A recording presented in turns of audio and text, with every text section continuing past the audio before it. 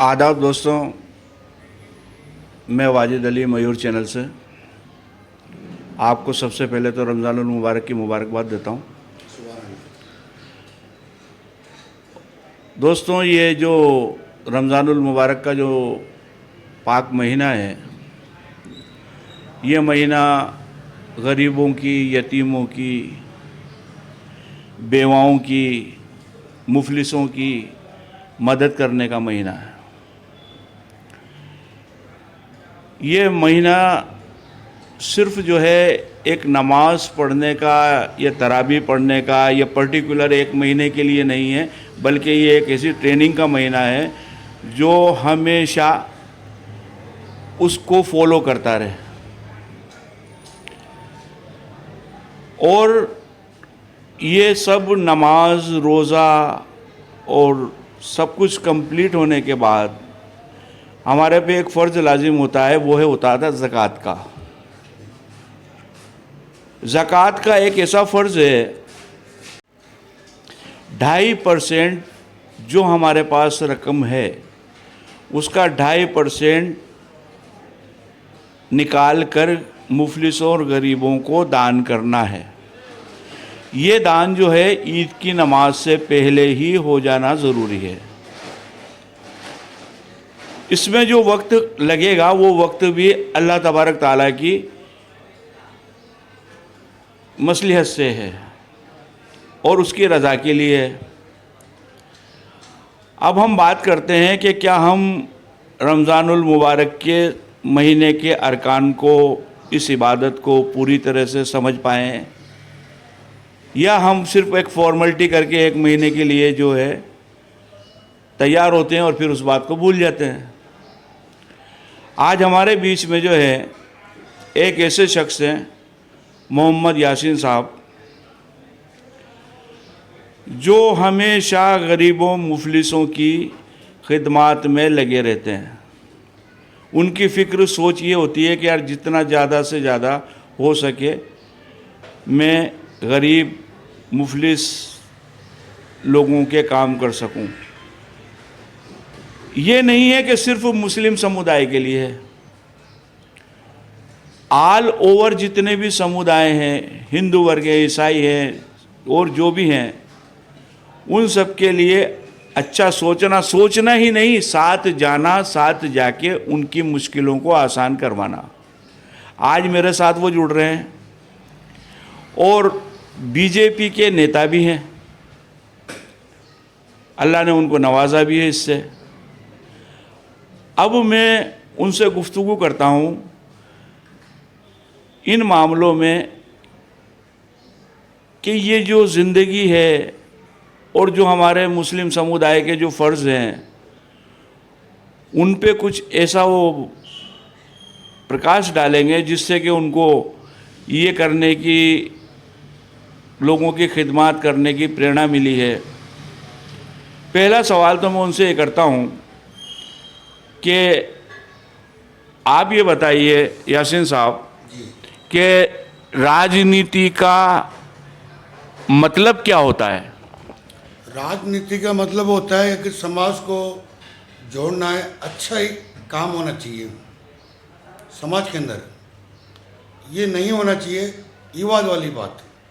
मेरा तो ये कहना है कि जब से मैं बीजेपी को मैंने ज्वाइन किया था तो मैंने कोई सा भी समाज होता दुर्घटना में मैं पहुंचता था, और उसके लिए एडीएम साहब, कलेक्टर साहब, मैं हर चीज़ से उनकी मुआवजे की मांग भी कर चुका हूं मैं, और किसी को लाभ भी मिला है और किसी को लाभ भी नहीं मिला। राजनीति का मेन उद्देश्य और उसकी परिभाषा, ये आपने बताया है कि राजनेता को या जो लोग राजनीति में आए उनको ये काम करना चाहिए। मैं आपसे ये पूछ रहा हूँ कि राजनीति का मुख्य उद्देश्य क्या होना चाहिए? मुख्य उद्देश्य नहीं, जैसे आज समाज जो हमारे जो समाज बिछड़े हुए हैं तो उस समाज को एक जोड़ो, कोई जोड़ता भी नहीं है।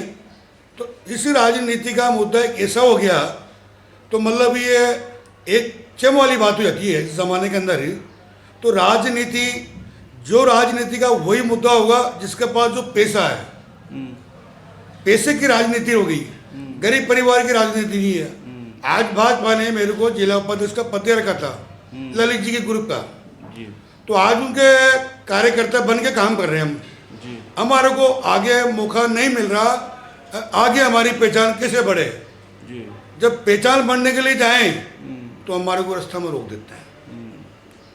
तो कारण या तो राजनीति पैसा की है, अब पैसा नहीं तो अपने घर बैठो, ये है राजनीति के अंदर। और समाज के अंदर मैंने देखा है कि जो आज एसी वाले के समाज के लिए, तो उसके लिए कोई राजनीति नहीं है। आज हमारे जो मुस्लिम समाज के अंदर हम जो नमाज पढ़ने जाते हैं, अदा करने जाते हैं, तो इमाम के पीछे जो हम नमाज अदा करते हैं, चाहे पैसे वाला कोई भी आए तो हम उससे ये निकलेंगे आप आगे जाओ। जो आज इनकी जो भावना होती है गरीब परिवार के, जो आज इनके मंदिर में दर्शन करने जाते हैं, तो वो टेढ़ तक ही उनको रोक दिया जाए, उनको तो वीआईपी कोटे वाले पहले यात्रा करने जाए। तो मेरा ये सुझाव है कि जैसे आज हमारे इमाम साहब जो नमाज पढ़ाते हैं तो पैसे वालों की पढ़ाएंगे, पीछे वालों की पढ़ाएंगे, तो हमने तो वो भावना नहीं कराया। आज मैं हिंदू भाई सभी से गुजारिश करूँगा कि जो हमारे एसी के लोगों को लिए जो आप इसको रोकते हो वो गलत तरीका है। जो आज विधायक कोष है तो उनको आपको भगदड़ होगी, गरीब को दुर्घटना होगी, तो ये बड़ा नेता की लापरवाही से सारा काम होता है। तो इसमें प्रशासन इन्वॉल्व है या वो नेता इन्वॉल्व है? नहीं जी, प्रशासन को तो नेता लोग दबा रखे हैं। प्रशासन को आज ये काम कहाँ करने देते हैं। आज हमारे पुलिस प्रशासन को ऊपर से अगर किसी के लिए चालान के लिए भी करेंगे तो कह देंगे साहब फलाना आदमी हमारा ये आ रहा। तो राजनीति नेता चला रहे पुलिस को भी, अगर मेरी देखी जाए तो आज की ज़माने के अंदर तो एक नेता ही पुलिस को चला रही है। तो मैं ये कहूँगा कि जो अफसर होते हैं, आईपीएस होते हैं, आईएएस होते हैं, या जो अच्छे पदाधिकारी हैं, तो वो इनसे दब के क्यों काम करें? दब के काम क्यों कर रहे हैं ना, जैसे आज इनके तबादला यहाँ काम कर रहे हैं तो इनके तबादला कोई जैसलमेर कोई कहाँ इनका तबादला हो रहा है, तो इसलिए दब के काम कर रहे हैं। उनको तो नौकरी करनी है कि नौकरी होगी कचरा की नौकरी। तो पहली जैसी नौकरी होती थी ना तो दमदारी नौकरियाँ होती थी, हर आदमी इज्जत डरता था।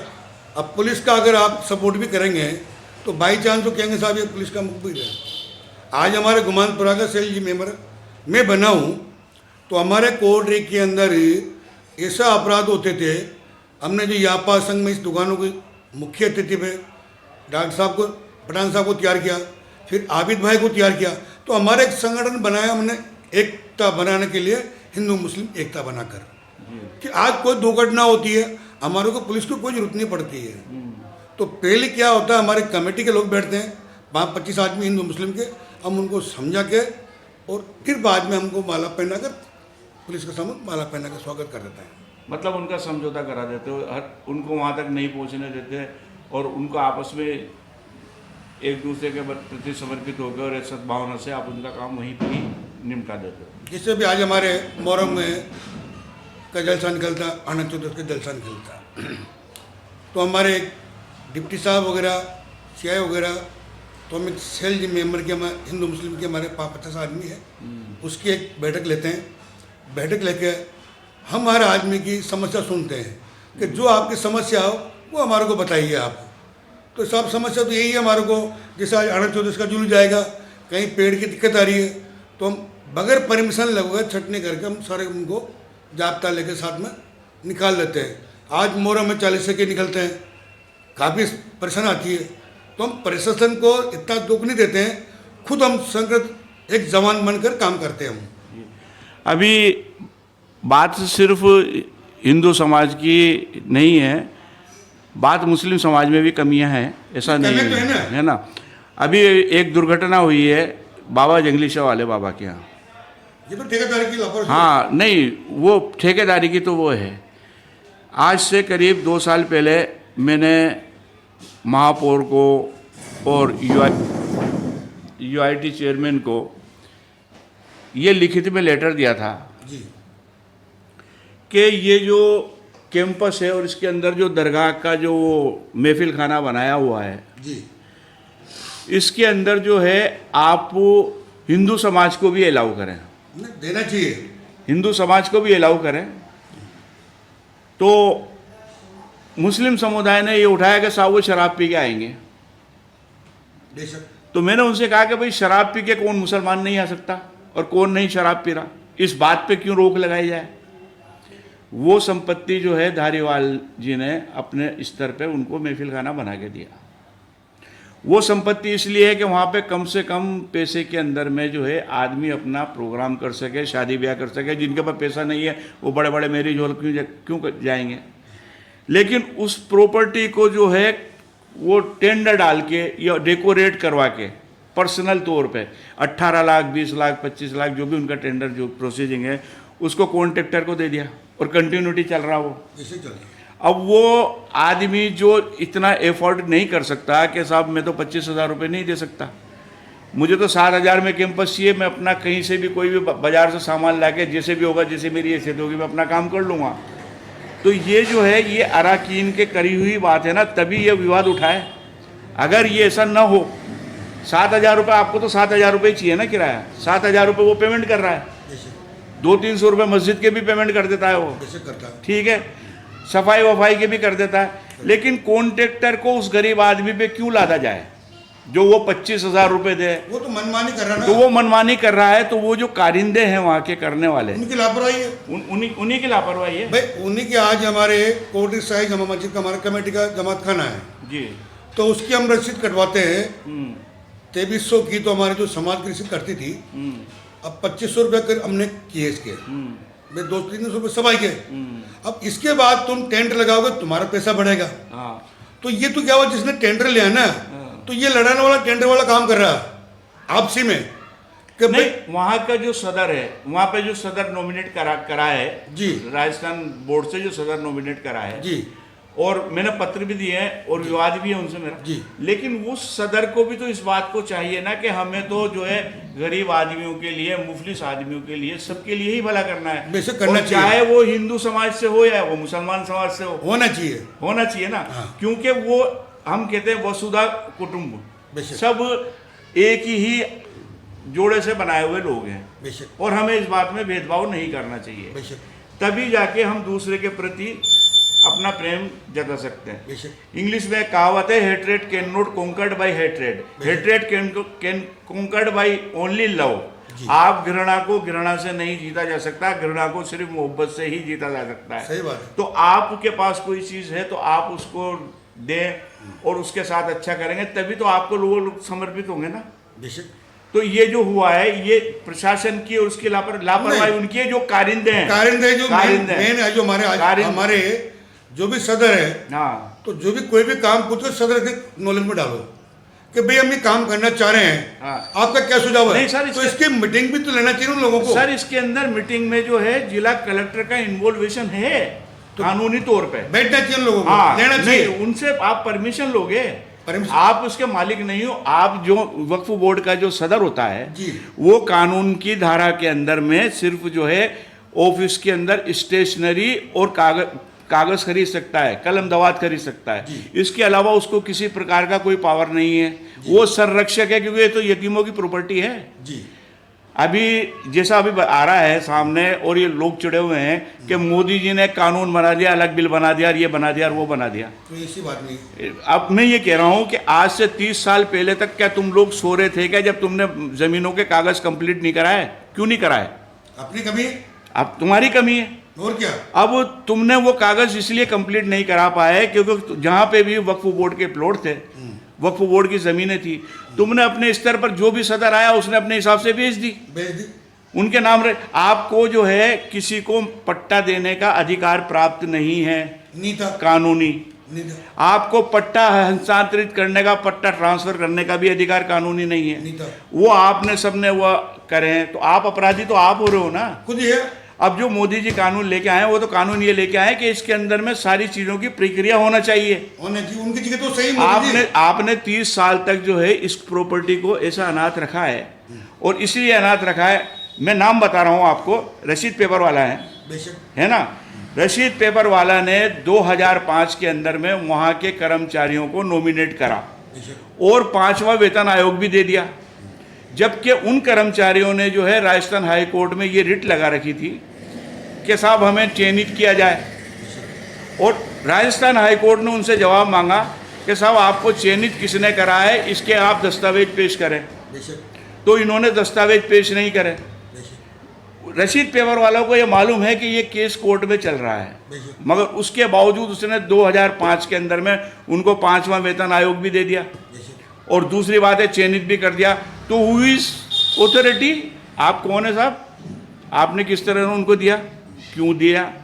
तो ये कमियां तो तुमने करी है ना, हमारे समाज ने करी है, अपने समाज के भी सारी अपने समाज ने करी है। इसमें किसी मोदी जी का या भाजपा का कोई रोल तो नहीं है, नहीं इसमें। ये उन्होंने वो तो जो नई चीज लेके आ रहे हैं वो तो पारदर्शिता लेके आ रहे हैं, तो आप उससे क्यों चिढ़ रहे हैं? आप बताइए मुझे, आप समर्थन करते हैं नहीं करते हैं इस बात का? नहीं देखो, शायद हमारे जो नरेंद्र मोदी जी उनकी जगह वो सही है, तो फॉल्ट में तो अपन आ रहे हैं, फॉल्ट में तो अपन आ रहे हैं भाई। आज एक बात, शादी ब्याह करते हैं अपन कार्ड क्यों छपाते हैं भाई? परिवार को ना भूले, परिवार को ना बोले, इसलिए तो अपन कार्ड छपाते हैं। देखो ऐसे फोन पे कर लेते हैं, तो फोन पे अपन नंबर कर देंगे तो भूल जाएंगे। एक कार्ड छपाने का मतलब होता है कि अपन को फलाना जी कितने मेहमान रहते हैं, फलाना जी कितने रहते हैं, फलाना जी कितने रहते हैं, तो इसलिए अपन उसलिए मेहमान टेकल होते हैं। तो आज ये कमजोरी होती है कि खुद पहले मैं सुधरूं, जब दुनिया को सुधारूं, जब सुधारूं।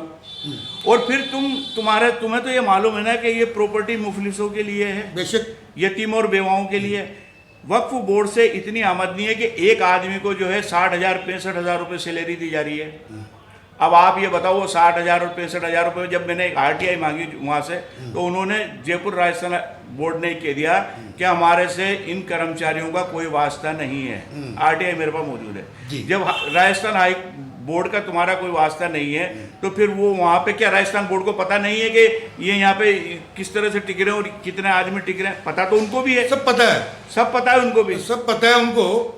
अपने जो मेन तो कार्यकर्ता जो अपने जो भी इसका वक्त बोर्ड का चेयरमैन बनता है ना, कमी तो उसकी होती है, उसको बोलना चाहिए, उसको बोलना चाहिए। मेन तो अगर वो चुपचाप क्यों बैठा, वो चुपचाप क्यों बैठे? आज कोई भी अगर हमारे को बीजेपी ने पद दिया तो एक हम कहीं भी आज मुद्दा उठा सकते हैं ना कि साहब इसमें लापरवाही, उसको तो जागरूक करना चाहिए ना। नहीं, उसे पता होगा ना भाई, वो बताएगा नहीं ना। फिर यहाँ का बजट अगर वहाँ जाता होगा तो इनकी सैलरी वगैरह कुछ खर्चे तो काउंट होते होंगे ना, होते सारे रिकॉर्ड। तो फिर उसको वो रिकॉर्ड पे लेके बात क्यों नहीं करता? वो जो कहते हैं साहब हमने तो नहीं चयनित, तो इतना सा कहने से आप अपने आप को बचा थोड़ी सकते हो।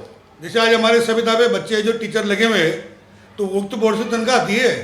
हाँ, आज उनका फर्ज होता है कि वक्त बोर्ड के हमारे जो भी टीचर लगे हुए हैं कहाँ पढ़ा रहे हैं, कहाँ नहीं पढ़ा रहे हैं, एक तो उनके बहुत लापरवाही है। लापरवाही नहीं सर, ऐसा भी है कि एक 5वीं क्लास आदमी को मदरसा बोर्ड का चेयरमैन बना दिया गया, गलत तरीका है। और फिर वो जो है MA को MSc वाले को इनको फीडबैक कर रहा है, गलत है। अपनी कार पे ये लिखा दिया कि चेयरमैन ऑफ मदरसा बोर्ड।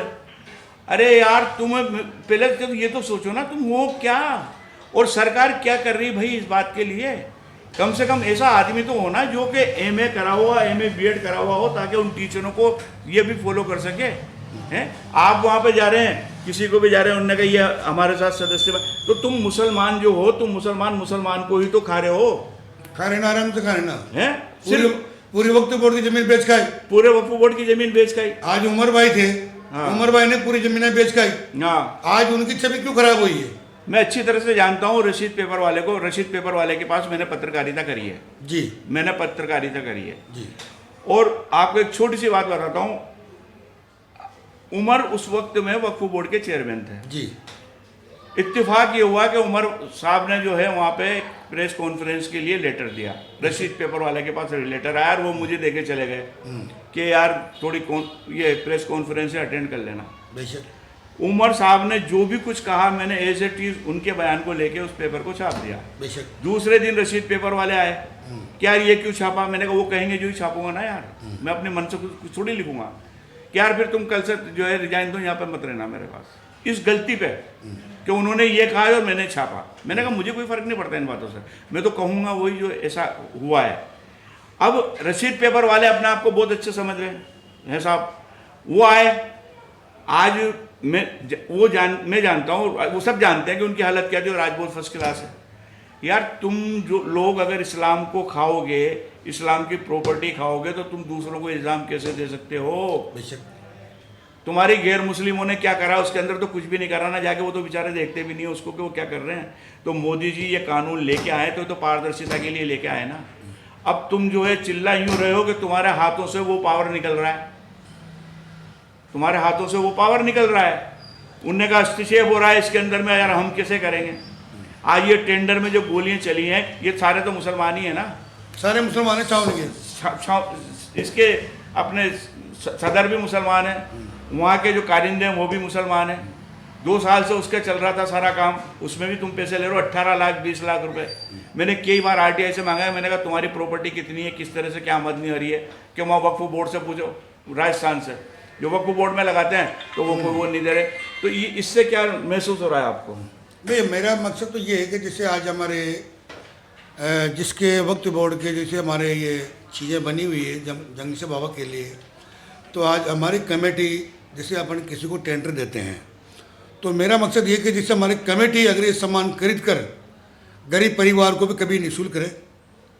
आज किसी के पास जैसे 7,000 की रसीद कटी हुई है, तो वो रसीद वो तो दे देगा, तो वैसे करके उसको 40-50 हज़ार का खर्चा आता है। हाँ बिल्कुल आता है। जैसे जनक ड्राइव वगैरह उनकी मैंने कमज़ोरी देखी है। एक किसी की शादी में खुद गया हुआ था मैं, तो जब उसका खाना चालू हुआ तो लाइट की फीस उड़ा दी। जनरेटर चालू करवाया, जनरेटर में डीजल नहीं है, डबल इंजन का डबल जनरेटर है, तो हमने उसको चलाया, नहीं चल पाया। वो बड़ी मुश्किल, जो ऐसे आदमी चला रखे हैं जिनसे उनको हैंडल भी चलाना नहीं आता। देखो ऐसा है, मैंने ये देखा है अक्सर कि वो लोग आंकड़े डाल के जो भी जैसे भी करते हैं मैनेज करते हैं और सारे पैसे अपने पास रखते हैं। मैं तो यूं कह रहा हूं कि आप तो जो है केडीएल से अपना कनेक्शन लो ना, अलग 3 फेस, आपको जनरेटर की क्या जरूरत है? और दूसरी बात यह है कि आप बाई चांस केडीएल, तो आपकी बात मानो, मैं केडीएल से भी जो हम अध्यक्ष से बात करेंगे कि कनेक्शन अलग होना चाहिए। देखो क्या होता है, खुदा न खास्ता का लाइट चल जाए, उसके लिए इमरजेंसी के लिए जनरेटर होता है। कभी कभी जाती है ना, कभी जाती है, लेकिन कंटिन्यूटी में हर प्रोग्राम के लिए ले लेना क्यों? और फिर दूसरी बात यह है कि आप जो भी काम कर रहे हो, जितनी भी प्रॉपर्टी का किराया आ रहा है या जैसे भी आ रहा है, आप उसको ऑनलाइन लो ना यार। जैसे आज हमारे हवाई जहाज का समस्या धर्मशाला बनी हुई है, तो वो चार्ज करके लाइट का बिल अलग लेते हैं, तो वैसे जाकर आप लो तो अच्छी बात है ना। नेताजी, मैं आपसे अनुरोध ये कर रहा हूँ कि जितनी भी हमारी प्रॉपर्टी का किराया आ रहा है वक्फ बोर्ड में, बेशक, या शादियों का किराया आता है, या जहाँ के जितने भी सोर्स ऑफ इनकम आ रहे हैं, आप उसको ऑनलाइन लेके क्यों नहीं काम करते, जो ताकि वो रिकॉर्ड में रहे और कोई भी नेट पे बैठ के देख सकता है उसको। उनने कहा यार इतना खर्चा हो रहा है और इतना जा रहा है, ये तो अच्छी बात, ऑनलाइन से तो अपन को फायदा है ना। तो उसको लेके आप जो है सिर्फ कागजों में ले लेते हो और कागजों में लेके अपनी मनमर्जी कर रहे हो। कागज तो डबल बन सकते हैं, रजिस्टर। हाँ भाई रजिस्टर तो डबल बन सकते हैं ना। हाँ डबल बन सकते हैं भाई। सदर की आज हमारे वक्फ बोर्ड की जो सील लगी इसके ऊपर, ठीक है, उसमें सदर की सील होगी, बात मानी।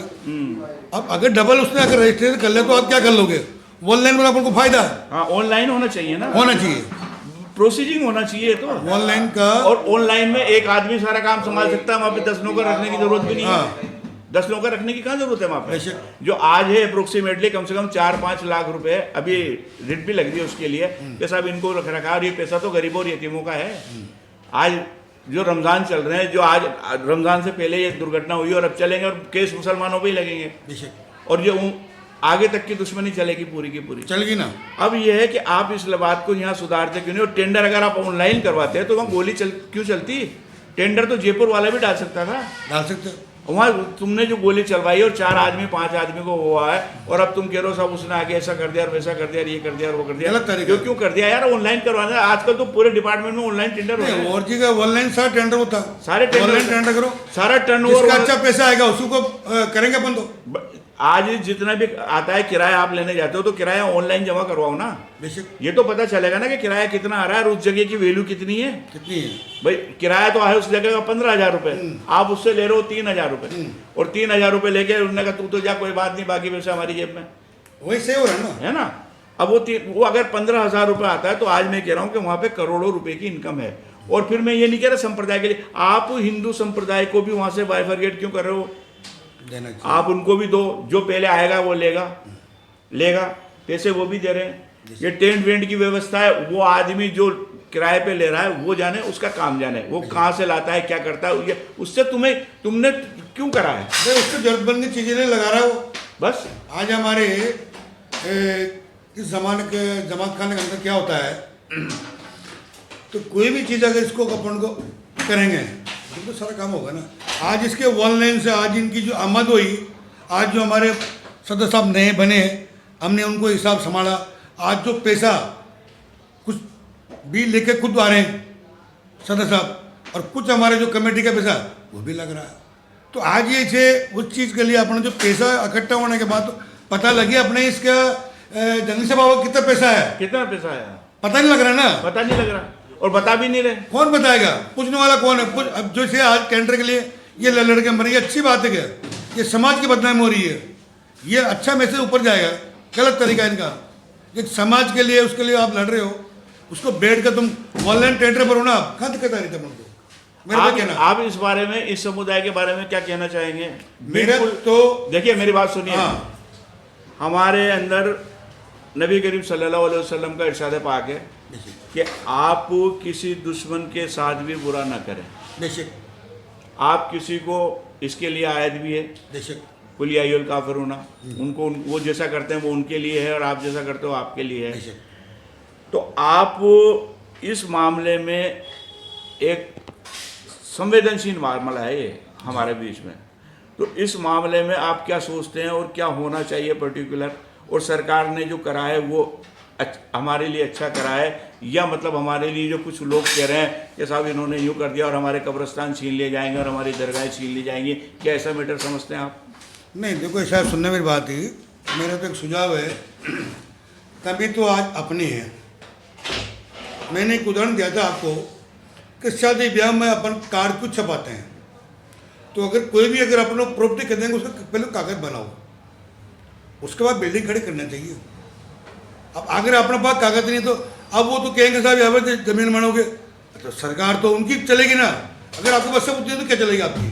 बिल्कुल सही बात है भाई। अगर आज ही मेरे को कहीं सीट मिल गई तो सीट की इज्जत है, मैं रोड पे पूरा कौन जानेगा उसको? बिल्कुल सही है।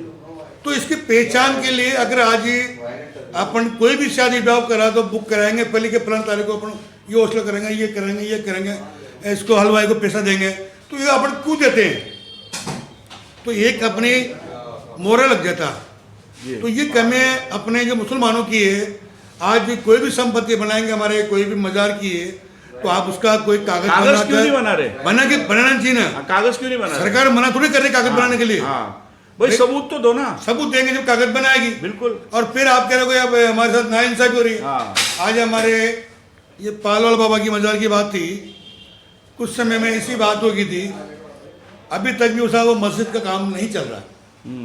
कारण हमारे धारीवाल जी साथ खास आदमी जो मियाँ भाई ना, तो डॉक्टर साहब गप्पर भाई है, और भी अन्यों के साथ में लग रहे हैं, तो वो अगर चाहते हैं जो हमारे तालाब का काम हुआ था कि हमारे बाबा की मस्जिद का काम नहीं हुआ था, जो काम चल रहा था वो काम क्यों रुका? ये कमियां अपनी है। अगर ये मुद्दा आज ही उठा के चलें कि साहब ये काम क्यों रोका, और वहाँ जब दरगाह से मालूम करी किसी ने आपत्ति नहीं उठाई, कोर्ट में जब हमने तर्जुमा करा कि वहाँ कोई आपत्ति नहीं है। आपत्ति किसके तकलीफ आ रही है? चलते हो कोई छेड़ेगा नहीं, कमियां तो अपनी है और अपनी भुगत रहे हैं, मेरा तो ये कहना है। तो हमें इस मामले में क्या करना चाहिए, और हमारे समाज को इस मामले में आगे आके ना कि किसी और दूसरों की बात मानते हुए एक अपनी खुली सोच को रखते हुए क्या सोचना चाहिए और क्या करना चाहिए?